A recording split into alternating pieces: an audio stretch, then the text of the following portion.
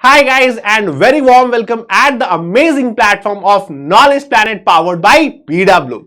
Now, my name is Aman and I am your maths buddy, but today I'll not be stressing you out with any mathematical problem. Today I'll be talking about the journal studies. I'll be talking about how to study and what to avoid while doing the studies. Now, before I start on this, I want to point out on one particular thing. You all are studying in grade 10th. And what I remember from my grade 10th, I remember a saying from my parents that this is the class which makes your life. After this, there will be no issues with the studying. If you do well in grade 10th, everything will be sorted. I am not true about the part whether the statement was perfectly right. Now, but one thing was very sure that this was the class which was the foundation of everything big.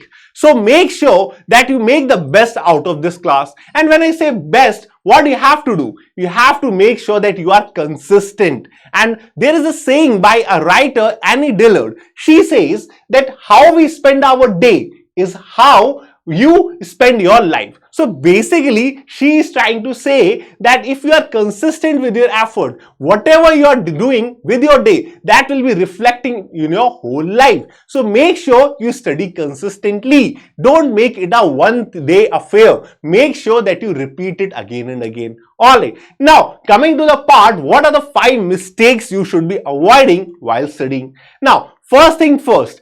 Whenever we are talking about an important grade, the first thing comes to a student mind is that we should cover all the textbook available in the market. I also was the same category. Please do avoid this mistake.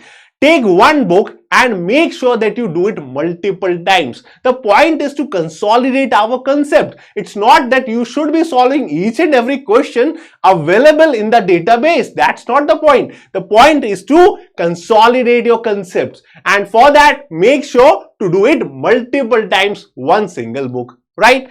Next thing, what do you have to do? You are living in the age of technology. Technology is at your fingertips. Avoid distraction. Now, why I'm saying so? Now, you can at any point of time go on Google says and search your problem. But while doing so, you will end up in a different league. You will be linked with multiple things which you don't want to be with. You would be watching about something else. You would be learning about something else. We are living in information abundance. But we don't need all that. We have to be focused when we are studying. And for that, it's important that we avoid distraction at all points. Alright, going forward. Now, when we say we have to study well, it's important that our mental health is good. But a good health, good mental health can only be there if you have a good physical health. So it's important to have a good overall being. And how is that possible?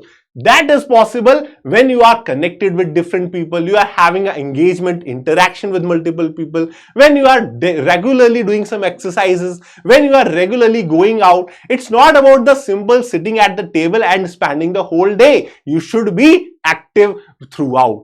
And that is why it's important to have a good overall being, right? Going forward, what's next? Now, everyone would have heard about a story of a rabbit and a tortoise. There was a rabbit who had a single stride and reached very fast.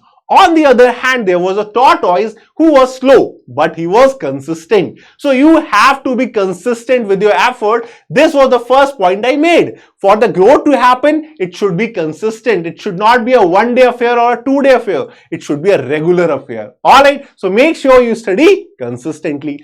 Last and the final point I want to address is that it should be that you are always exam ready. When I say exam ready, what does that mean? It simply means whenever we are studying in our free mind. But when you're going into the examination hall, you are not in your free mind. You are always nervous over there. Now, what is this nervousness about? This nervousness is about the outcome of the examination. This nervousness is about the time shortage you are having. So, whenever you are studying, make yourself in an environment where you are having that exam mode on. And when I say exam mode on, you should be having a clock. Okay, in this much duration, I should be solving this much of the questions. And you should be having some expectation setting. I would be getting this much correct questions out of the given question. And that way you would be exam ready. So I hope you have understood the key 5 points which I have made over here. So make sure that you study well, you play well, you work well, and have a good overall being. So that's all. Make sure you do the best out of this grade. Bye bye. Have a great time.